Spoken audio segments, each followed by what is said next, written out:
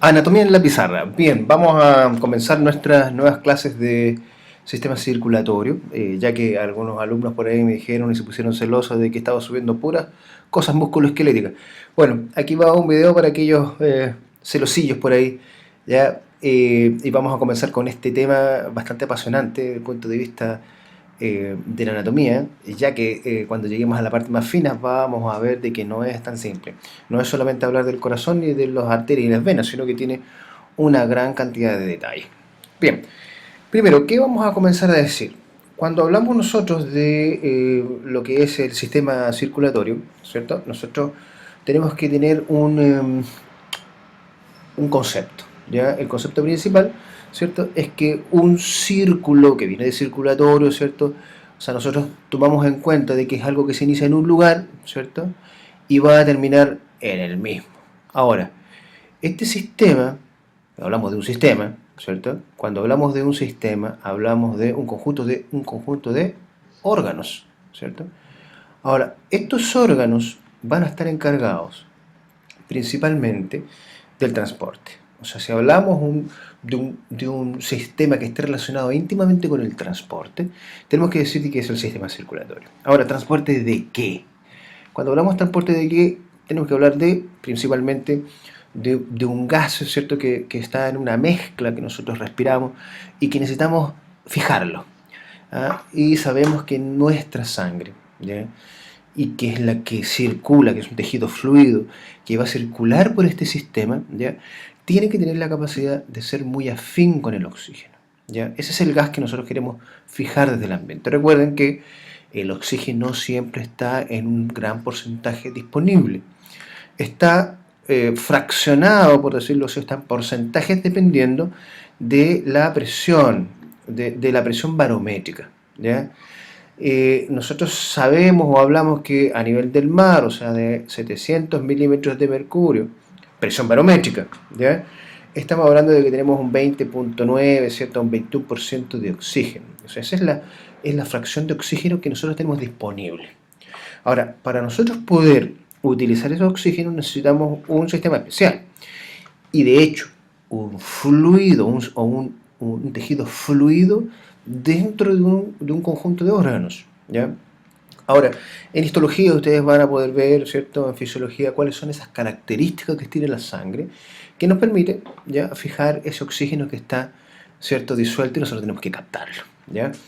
Ahora, pero no solamente va a estar encargado de un transporte de oxígeno, sino que de dos, sino que también vamos a tener un gran transporte de otras sustancias, ¿ya? Llámese sustancias que nosotros vamos a adquirir también de la biomasa externa, quiere decir que el sistema digestivo en algún momento va a inocular, ¿cierto?, dentro del sistema circulatorio sustancias o micronutrientes que son útiles para nuestro metabolismo, ¿ya? Gran cantidad de sustancias, ¿cierto?, mensajeros, ¿cierto?, neurotransmisores, hormonas, o sea, gran sistema intercomunicado para transportar lo que ustedes quieran, ¿ya? Así que principalmente cuando nosotros hablamos de sistema circulatorio tenemos que hablar de un sistema muy importante de transporte. Ahora, si nosotros queremos explicar un poquito cómo está compuesto este sistema, tenemos que decir de que está compuesto por órganos, ¿ya? Vamos a decir que tiene órganos. Estos órganos nosotros vamos a hablar de, primero, me parece que este no es el mejor color, ¿qué órganos? Vamos a hablar de, perdón, me fui muy atrás. Vamos a hablar de, primero, número uno, el corazón, ¿ya? Vamos a hablar más ratito, vamos a las generalidades del corazón. Nosotros sabemos que el corazón es el órgano central de nuestro sistema circulatorio. Ahora, central, ¿por qué? No porque está dentro de nuestro cuerpo central, sino que es central de la gran gama de circuitos de tubos o circuitos tubulares, ¿cierto? Que nosotros le vamos a llamar vasos sanguíneos. Ahora, los vasos sanguíneos van a contener no precisamente un órgano, sino que un tejido fluido que se llama la sangre.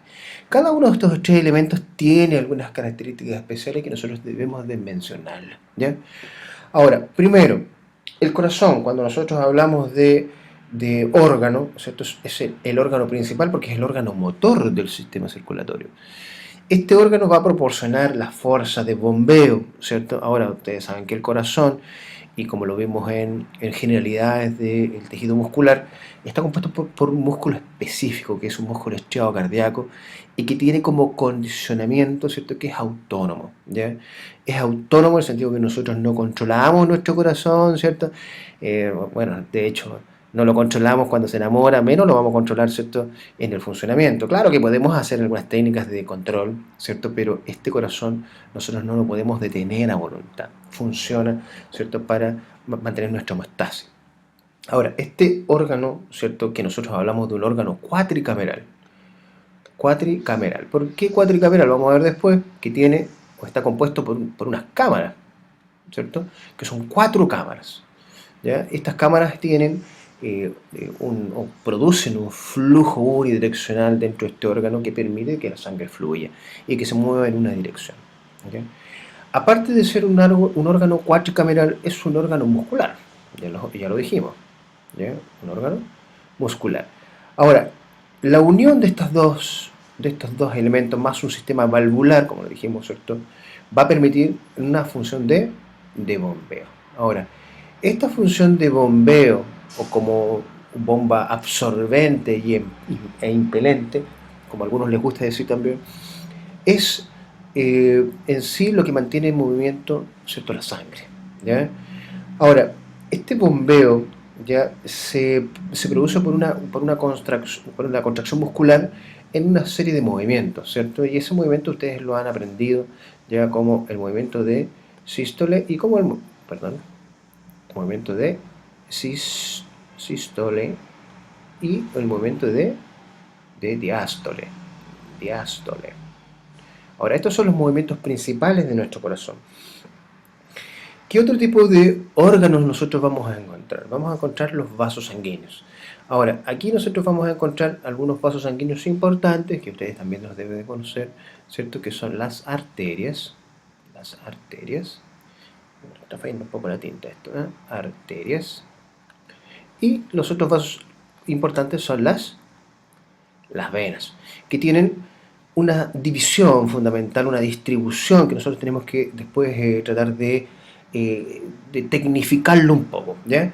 Pero aquí también vamos a tener algunos vasos que habitualmente les decimos vasos ciegos, ¿ya?, porque comienzan no conectado con otro vaso, sino comienzan en un espacio, ¿ya?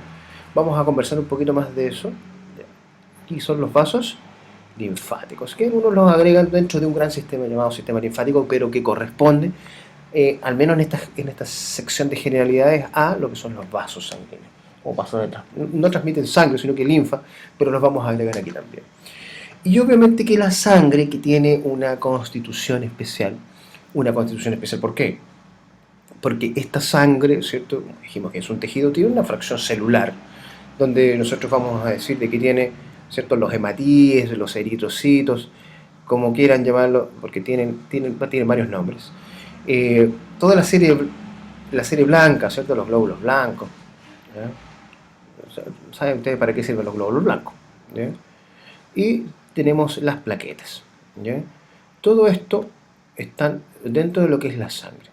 Recuerden que los hematíes son células que han perdido su núcleo en virtud de la capacidad de poder fijar o ser afín con algunos gases. No solamente el oxígeno, sino que también son afines a otros gases, como por ejemplo en el caso de mantenerse en un ambiente viciado, ¿cierto?, con el monóxido de carbono, son incluso mucho más afines que con el oxígeno, por eso nos asfixiamos. Los glóbulos blancos, la serie blanca, que sabemos que tienen una función dentro de nuestra inmunidad, y las plaquetas que tienen, ¿cierto?, la función de en algún momento desencadenar, ¿cierto?, una gran cascada para provocar lo que es la coagulación. Ahora, obviamente esto mezclado con de otras sustancias, ¿cierto?, disueltas en lo que es el plasma sanguíneo. Ahora, las cantidades nosotros las podemos ver en lo que se llama, ¿cierto?, nuestro examen de hematocrito, donde los hematíes, ¿cierto?, sabemos que en condiciones normales deben de estar en una proporción en que no varíen de entre los 40 a los 45, el 45% del total, ¿ya? Bien, a grosso modo, ¿cierto?, estos son los componentes que nosotros vamos a tener en el sistema circulatorio. Ahora, nosotros sabemos que todos estos tienen que estar incluidos, ¿cierto? O tienen que estar organizados en este círculo. Ahora, siempre que nosotros hablamos de este círculo, tenemos que hablar del órgano central. Y es por eso, y quiero teñirlo de otro color porque el rojo parece que no queda muy bien con esto, eh, quiero hablar de nuestro corazón. Ahora, el corazón, obviamente que no tiene esta forma, ¿ya? Yo siempre le hago este corazoncito, el chapulín colorado, ¿cierto? Solamente para mencionarles, ¿cierto? Que este corazón no tiene, ¿ya? No tiene esta forma dentro de nuestro cuerpo, pero es muy útil para nosotros saber de que el corazón, o podemos este esquema dividirlo, tabicarlo en dos. A mí me sirve mucho esto. ¿Por qué? Porque sé que hay una sección del corazón que es el corazón derecho, ¿cierto? Y otra sección que es el corazón izquierdo, ¿ya? Ahora, esta tabicación que nosotros tenemos aquí, no siempre, escúchenme bien chicos, no siempre fue así. O sea, en algún momento de nuestra vida nosotros tuvimos una comunicación entre el lado derecho y el lado izquierdo del corazón. Ahora, ¿por qué es tan importante diferenciarla? Porque sabemos que el corazón derecho va a estar manejando un tipo de sangre, ya que por el circuito que está conformando no va a tener sangre oxigenada o saturada completamente en oxígeno, sino que más bien poco saturada en oxígeno. En el lado izquierdo vamos a tener sangre ricamente saturada en oxígeno. Ahora, sabemos que este sistema o este esquema todavía es muy básico, ¿ya? Por lo tanto, nosotros sacamos, ¿cierto?, lo que es derecho e izquierdo, y sabemos que también podemos dividirlos en dos cámaras. Y aquí tenemos, ¿cierto?, dos cámaras a cada lado. Tenemos en nuestro órgano cuatricameral. O sea, hablamos de la aurícula, las que están arriba, ¿cierto?, y los ventrículos. Ahora hablamos de aurícula derecha, como dijimos que este era el lado derecho, ventrículo derecho, aurícula izquierda y ventrículo izquierdo. Ahora, ¿por qué nos hace sentido este esquema? Porque sabemos que nuestros tejidos van a necesitar irremediablemente de sangre, ¿cierto? Es por eso que aquí vamos a aumentar un poquito el trazo, ¿ya? Y vamos a decir de que desde el ventrículo izquierdo están naciendo vasos sanguíneos, desde el ventrículo izquierdo, vasos sanguíneos que van a llegar hasta nuestro corazón. Perdón. Van a llegar hasta nuestro corazón, por lo tanto vamos a disminuir un poquito el trazo. Ahora sí, desde entonces el ventrículo izquierdo van a salir vasos sanguíneos que van a ir hacia nuestros tejidos, ¿ya? O sea, en este sector nosotros vamos a tener nuestros tejidos, o sea, el territorio llamado tisular. Ahora, ¿qué pasa aquí? Aquí va a haber un fenómeno bien interesante donde se va a distribuir una gran red. Una red que nosotros llamamos red capilar, ¿ya? Ahora, pero toda esta sangre que está saliendo, ¿desde dónde? Vamos a marcarlo bien aquí. ¿Desde dónde? Desde el ventrículo izquierdo. O sea, este es el que está bombeando sangre a todos nuestros tejidos, ¿ya? Esa sangre que fue bombeada a nuestros tejidos tiene que de alguna forma volver, ¿ya? Y tiene que volver mediante, primero, una gran red convergente, primero, ¿cierto?, de capilares, pero en este caso vamos a hablar de otro tipo de vaso sanguíneo. Vamos a hablar de un tipo de vaso sanguíneo venoso. O sea, van a volver como lo que nosotros llamamos venas. Pero aquí viene el dilema. ¿Dónde va a volver el corazón? ¿Ya? Pues tenemos 4 cámaras. Estas van a volver a este sector. O sea, van a penetrar aquí en lo que es la aurícula derecha. Entonces tenemos un gran circuito. Y este circuito lo que está haciendo es llevar la sangre que está ricamente saturada en oxígeno hacia los tejidos y luego devolviéndoles al corazón para que pueda volver a circular. Pero ojo, nosotros no podemos pensar de que la misma sangre que llegó aquí, ¿cierto?, poco saturada en oxígeno, vuelva a salir. O sea, tiene que haber un circuito que nosotros llamamos de refresco. Un circuito donde esta sangre vuelva de alguna forma a oxigenarse.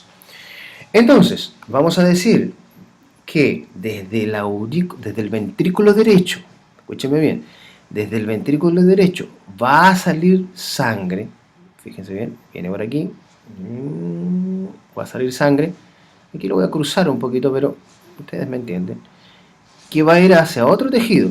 Por eso que lo diferencié. ¿Ya? Y creo que lo voy a marcar aquí. De otra forma, ¿sí? Vamos a hacerlo aquí. Vamos a demorar un poquito en esto, pero tiene cierto, para que se note esto. ¿Ya? Y quede bonito, ¿cierto? Que después ustedes puedan verlo. Aquí. Entonces, este flujo sanguíneo va a salir de la aurícula derecha, ¿cierto? Y se va a ir a un territorio que nosotros llamamos territorio pulmonar. O sea, aquí están los pulmones. Ahora, la sangre que está saliendo aquí ya no es sangre oxigenada, por lo tanto, deberíamos de todas maneras cambiarle el color. ¿Ya? Deberíamos cambiarle el color. O sea, esa misma sangre que salió, esta misma sangre que salió de aquí, ahí sí que nos va a quedar bien. Ya va a salir y va a irse al territorio pulmonar. Ahora, en ese territorio pulmonar se va a producir un fenómeno, que es el fenómeno de la hematosis. ¿Cuál es la hematosis? Es la saturación, ¿cierto?, de oxígeno por parte de la sangre. ¿Ya? Y desde allí, desde el territorio tisular pulmonar, ¿ya? Vamos a notar de que va a salir sangre rica en oxígeno, saturada en oxígeno, y que va a tener la capacidad de volver. ¿Pero de volver dónde? De volver a, aquí se está saltando, ¿cierto? Volver a la aurícula izquierda y luego se vuelve a renovar el flujo. ¿Ya? Ahora, entonces hablamos de dos circuitos muy bien diferenciados. Hablamos de este circuito que va hacia los pulmones, ¿cierto? Hablamos de nuestra circulación pulmonar, que es un circuito que maneja, ¿cierto?, un recorrido menos, digamos, con menos distancias, y tenemos un circuito llamado circuito general, ¿ya? O circuito también llamado, o circuito sistémico, ¿ya? Si se quiere decir así. Ahora, hay algo que se desprende aquí, ¿ya? Nosotros tenemos aquí una bomba, ¿ya? Una bomba que va a estar generando una eyección, ¿ya? Ahora, si nosotros nos imaginamos una bomba de una piscina, o para ser un poquito más cercano el ejemplo, si nosotros tenemos una llave de jardín, una llave cualquiera, ¿ya? Ustedes todos en su jardín tienen, ¿cierto?, una llavecita, ¿ya?, que más o menos así, ¿ya? Una llave de jardín. La llave de jardín, si ustedes la abren aquí, va a salir un tremendo chorro de agua, ¿sí? Ahora, pero si nosotros ese chorro de agua lo conectamos a una manguera, ¿no es cierto? Una manguera de jardín. Vamos a hacer aquí una manguerita de jardín, ¿ya? Y dependiendo de lo largo de esta manguera, porque esto mantiene un diámetro, ¿cierto?, vamos a notar de que el chorro puede incluso bajar de intensidad. O sea, si nosotros ahora vemos el agua aquí, ahora el agua no sale con una gran presión, sino que está saliendo con una presión disminuida. Algún fenómeno, ¿cierto?, interno acá, ¿cierto?, afectó a la presión de salida de este fluido, ¿ya? Y en física se habla mucho de estas leyes, o sea, de estas fuerzas de roce.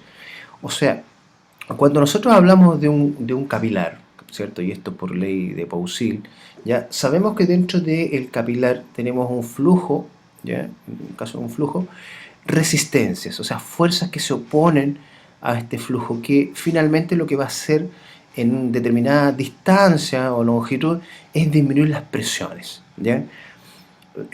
Ahora, en nuestro sistema circulatorio, obviamente que nosotros no tenemos esta tubería así de una sola, una gran tubería, sino que para solventar esta disminución de la presión, lo que nosotros vamos a hacer es que este sistema empieza a diversificarse, o sea, nosotros vamos a tener vasos sanguíneos que se empiezan a ramificar.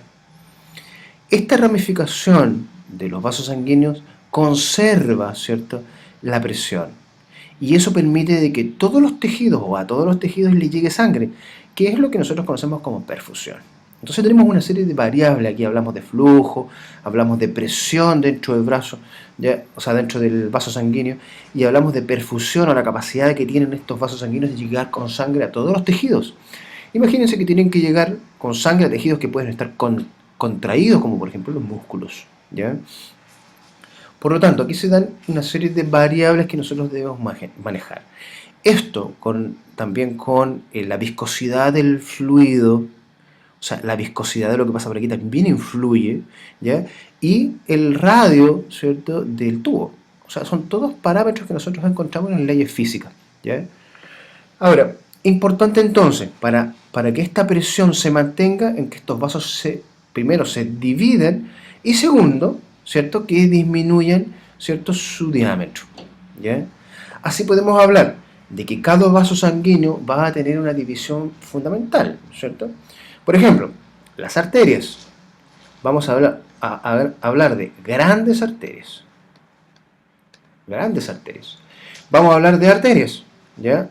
Donde tenemos arterias de gran tamaño, ¿cierto? De mediano tamaño y de pequeño tamaño, pequeño calibre, ¿ya? Y luego vamos a tener lo que se llaman las arteriolas. Entonces tenemos grandes, medianas y pequeñas. Y tenemos las arteriolas, ya también en algunos casos llamados metaarteriolas. Y finalmente vamos a tener los capilares arteriales. ¿Sí? Entonces, en este circuito en estos circuitos vamos a tener lo que nosotros llamamos arterias, ¿ya? Que tienen estas características, o sea, tienen algunas adaptaciones para poder mantener la presión, ¿cierto?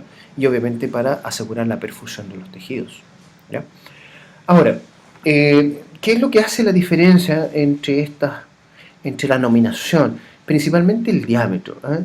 Hablamos de que las grandes arterias, como la aorta, por ejemplo, vamos a tener arterias que están, ¿cierto?, superando los 2,5 milímetros, ¿ya? En algunos casos más, ¿cierto? La arteria aorta puede vivir en sus regiones más gruesas 3 hasta 3,5 milímetros, ¿ya? Luego tenemos arterias, ¿cierto?, pequeñas o de mediano calibre que están entre ese tamaño, y si hablamos de una pequeña arteria hasta el milímetro, ¿ya? Milímetro.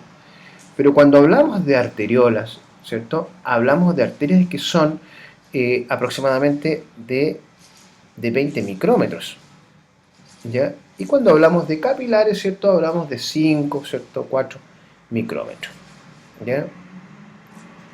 O sea, bastante o mucho más pequeñas, ¿ya? Ahora, esto es para diferenciarlas del punto de vista del diámetro, ¿ya? Pero sabemos también que estas arterias, y aquí lo vamos a poner aquí en amarillito, ¿ya?, también podemos dividirla o clasificarla en las arterias que son de tipo elásticas y las que son de tipo muscular. Ahora, sabemos que hay algunos tejidos que van a estar más sobredimensionados en cada una de estas arterias. Ahora, las arterias elásticas principalmente corresponden a las arterias de mayor calibre, ¿ya? Y las musculares son las de menor calibre, ¿ya? Llegando solamente a tener casi una fracción muscular, ¿cierto? Y lo que se llama el endotelio, ¿ya? Ahora, las elásticas tienen una capacidad muy interesante que frente a la presión que sale aquí, porque esto sale con presión, ¿ya? Nosotros cuando vamos ¿cierto?, hacernos un examen, un chequeo, nos dicen y nos toman la presión, ¿cierto? Y nos dicen, usted tiene 120/80, ¿ya? Ah, tiene presión de Lolo, que le dicen, ¿ya? Presión de joven. Bueno, para uno es un halago, ¿cierto? Para un joven no es ninguna novedad, porque esto es lo que debiese tener, ¿ya? Y hablamos de una presión, ¿cierto?, sistólica y una presión diastólica, que lo podemos equiparar a una presión arterial media de unos 100 milímetros de mercurio. Ahora, esta presión, como tenemos dos fases del movimiento, va a tender a generar, o lo usual es que tendiera a generar alzas de presión o gradientes de presión bastante altas. O sea, la presión va en 120 y luego baja a 80, ¿ya? Entonces, estas diferencias de presión son compensadas por la elasticidad de las grandes arterias. El hecho de que se extiendan, sean elásticas, ¿cierto?, y luego vuelvan a su tamaño, permite de que no genere estas grandes variaciones y se mantenga, ¿cierto?, esto más o menos sin grandes fluctuaciones en el tejido y fluctuaciones de esta presión, ¿ya? Por eso esa es la gracia que tienen las elásticas. Y las musculares es que como tienen un tejido muscular liso, van a permitir de que sean o que tengan reacción al sistema nervioso autónomo. Por lo tanto, las redistribuciones de flujo Eso significa que cuando nosotros comemos, ¿cierto? Y comemos en forma opípara, o sea, nos pegamos una de esos asados, ¿cierto? Memorables, y comemos como desaforados, ¿cierto? Y después, como a la hora después, decimos, ¿por qué habré comido tanto? ¿Ya? Y en ese momento, porque viene una somnolencia, toda la sangre, ¿cierto? Va a estar redistribuido hacia el tejido esplácnico, o sea, el tejido donde nosotros vamos a estar haciendo la digestión, ¿ya? Ahora, y esa redistribución de flujo es gracias a la acción del sistema nervioso autónomo, ¿cierto? En relación a lo que es la contracción de las arterias de tipo muscular, principalmente, ¿ya? Entonces, ya sabemos que tenemos dos tipos de circulaciones, tenemos el corazón como un órgano cuatricameral y bomba impulsora y absorbente, pero también tenemos que hablar de estas arterias donde sabemos que su constitución debe de ser una constitución que esté adaptada a la presión, ya que esta presión vamos a ver de que se pierde en este sector, por lo tanto tiene ciertas adaptaciones. ¿Qué adaptaciones? Disminución del calibre, divergencia, ¿cierto? Se están dividiendo, ¿ya? Y además tiene esta constitución, ¿ya? El diámetro, que nosotros hablamos, y principalmente también, y vamos a hacer vamos a borrar un poquito de este esquema que está acá, y también vamos a tener una constitución histológica. ¿Qué quiere decir? De que la arteria de alguna forma está compuesta por capas. Ahora, estas capas las podemos mencionar, ¿cierto? Desde la parte más interna, que sería el endotelio, que es una capa, ¿cierto?, única, que funciona incluso hasta como un órgano, ¿ya?, hasta endocrino, ¿ya? Tenemos una membrana basal, un poquito más superficial, una membrana basal. Luego tenemos una membrana elástica que nosotros llamamos interna, una túnica media, que hablamos de la parte muscular, ¿ya? La parte muscular, una túnica o membrana elástica externa, ¿ya? Membrana elástica externa, y luego la que se llama, ¿cierto?, capa adventicia. Adventicia o también túnica externa. Adventicia. Ahora, esta capa adventicia contiene los vasos sanguíneos que son propios del sistema circulatorio. O sea, el mismo sistema circulatorio tiene vasos sanguíneos, especialmente en las arterias más grandes, llamado la vasa vasorum. ¿Ya? Ahora, esto puesto en forma concéntrica, o sea, tenemos la arteria y tenemos los distintos tipos, ¿cierto? Empezando por el endotelio, en la parte más interna, que sería ese, seguido, ¿cierto?, por la túnica o la membrana basal de este mismo endotelio, que sería ese, ¿cierto? Luego tendríamos la túnica elástica externa, o sea, perdón, interna, ¿ya?, que estaría aquí. La túnica muscular, que la vamos a hacer aquí, que en las arterias mucho más gruesas, ¿cierto?, junto con las túnicas elásticas, que vendría a ser esa. La membrana elástica externa con este color mostaza, ¿ya? Y finalmente en la parte blanca, la adventicia, ¿cierto? Y ahí le vamos a dibujar unos vasos sanguíneos que son los que con nosotros llamamos vasa vasorum, ¿ya? Bien, a grandes rasgos esto es lo que son generalidades de las arterias, sí, pero tenemos, ¿cierto?, que decir de que esto o esta sangre que llega a los tejidos, imagínense de que esta sangre, este glóbulo rojo que viene viajando por aquí, llega aquí al territorio capilar del quinto artejo, ahí justamente en el hiponíqueo de la uña del quinto artejo, o sea, es el rincón olvidado, ¿cierto?, que nosotros tenemos algunas veces, ¿ya? A ese sector también tiene que llegar sangre, ¿ya? Y tiene que llegar oxigenación. Por lo tanto, a ese glóbulo rojo le queda un camino de vuelta bastante extenso para poder llegar a este sector. Es por eso, chicos, que es necesario, ¿ya?, que nosotros también veamos algunas características de nuestro sistema venoso, ¿ya? Ahora, al igual que las arterias, nosotros vamos a tener distintos tipos de venas, ¿ya? ¿Qué tipos de venas? Vamos a tener grandes venas, vamos a tener venas en distintos calibres también, ¿ya? Vamos a tener vénulas más pequeñitas y vamos a tener capilares venosos.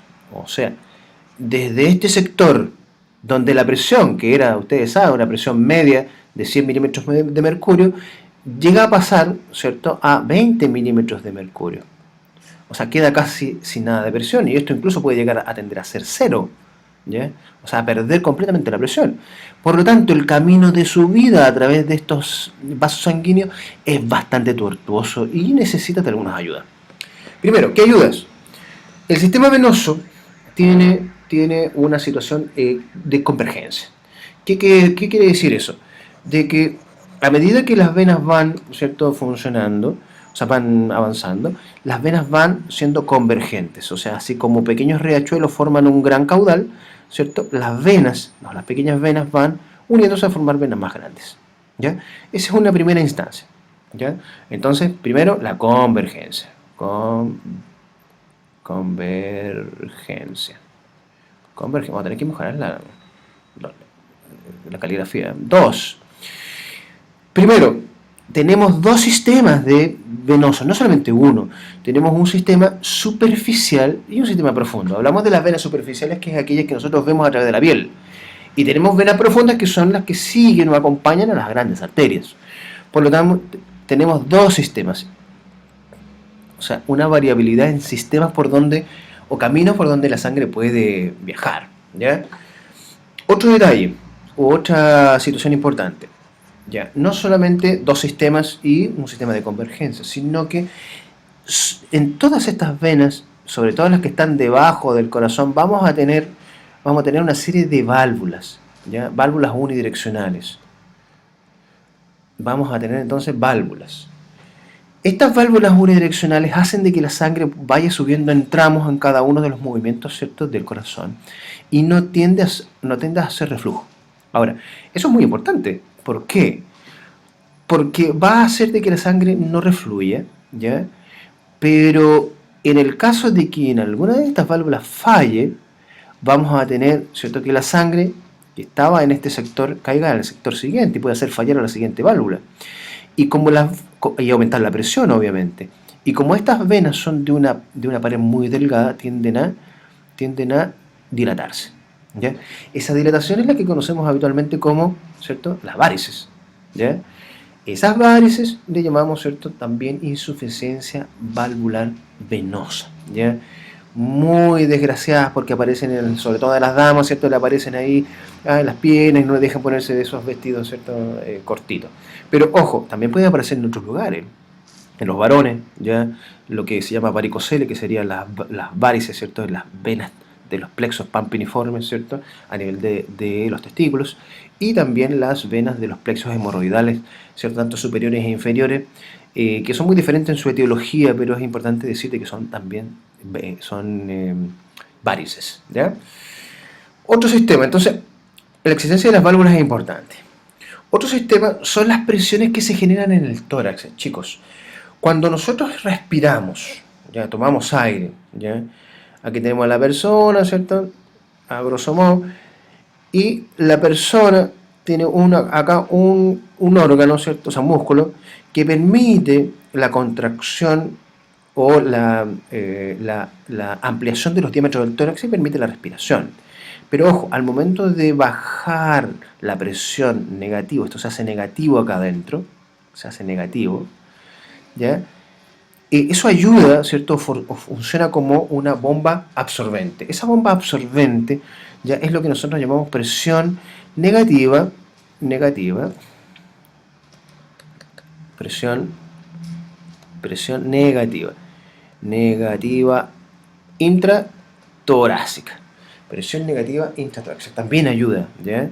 5. Otro factor. Estas venas van a fluir o van a estar discurriendo entre los músculos. Por lo tanto, la contracción muscular esquelética, sobre todo de las extremidades inferiores, también va a generar un factor para que esto vuelva, ¿ya? Para que vuelva a llegar hacia el corazón, ¿ya? Ojo, la presión venosa, lo vamos a poner como al último, porque también existe presión venosa que ayuda, ¿cierto?, a que esto vuelva, ¿cierto?, hacia la aurícula derecha del corazón.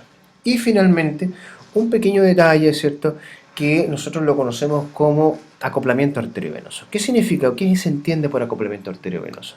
Significa que una arteria, vamos a cambiar de lápiz, que una arteria que viene en esta dirección, ¿ya? Siempre va cercana a dos venas que van en esta dirección, ¿ya? Por lo tanto, cuando viene la onda del pulso, quiero que se lo imaginen como una, se han visto Tom y Jerry en algún momento cuando el Jerry, ¿cierto?, se mete dentro de una manguerita, ya nosotros sabemos dónde es el Jerry porque la manguera, ¿cierto?, sufre una dilatación. Esa dilatación nosotros vamos a saber de que tiene un detalle, ya aquí va la onda del pulso. Cuando esa pasa, hace de que, en este sector, hace que la sangre suba por las venas. Eso se llama entonces acoplamiento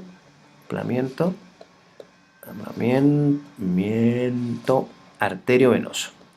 Y estos son los factores fundamentales porque esta sangre vuelve, ¿cierto?, a nuestro corazón. Bien, parece que estamos en el límite de la hora, ya, así que vamos a dar dos detalles más. Existe un sistema alterno, ¿cierto?, de irrigación desde el sistema sistémico al sistema portal. Ese sistema portal lo que va a hacer es hacer pasar la sangre, ¿cierto?, que pasa, o sea, que está aquí en los órganos, en este caso digestivos, ¿ya? Aquí vamos a tener los órganos digestivos. Esta sangre pasa por los órganos digestivos, arrastra los nutrientes y lo llevas vía sistema portal al hígado. Y desde el hígado, ¿cierto?, este sistema va a llevar esa sangre llena de nutrientes, ¿ya? Y sabemos que se va a unir al sistema, ¿cierto?, al sistema venoso central, o sea, en este caso la vena cava inferior. Importante para nosotros adquirir los nutrientes. Y desde este sector, el sector capilar, van a salir vasos ciegos, ¿cierto? Y por capilaridad van a llevar el sistema linfático hacia nuestras venas centrales para poder recuperar todo lo que es este fluido. Bien, chicos, creo que llegamos en la siguiente imagen. Ya tenemos el sistema circulatorio, ¿cierto?, en el esquema que nosotros habíamos mencionado, ya en los dos circuitos. Bien, les dejo esta clasecita para que repasen un poquito lo que son las principales características de nuestro sistema circulatorio. Se despide, ¿cierto?, de ustedes. Hasta una próxima entrega. Chicos, nos vemos, que pasen bien, estudien, recuerden que viene la Gincana y la prueba, ¿ya?